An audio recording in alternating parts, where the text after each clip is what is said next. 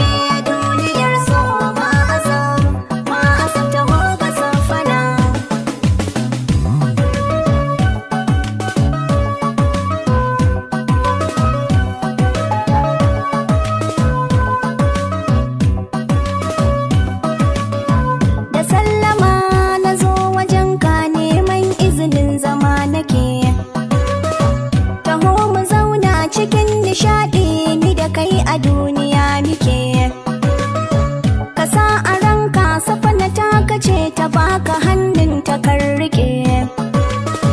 A rayuwan nan mutum da dabba ka lura kiwon su duk ake.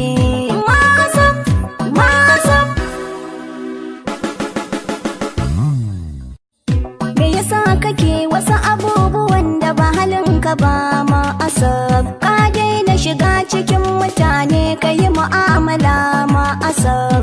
Damuwar mu mun baro ta baya kada mu waiwaya ma asab. Ka sa a ranka haƙuri shine nasara a so ma asab. Ma asab. Abin takaici abin kunya a ce ma asab ne haka. Mahaukaci aka ɗauke ka abinci sai an san maka.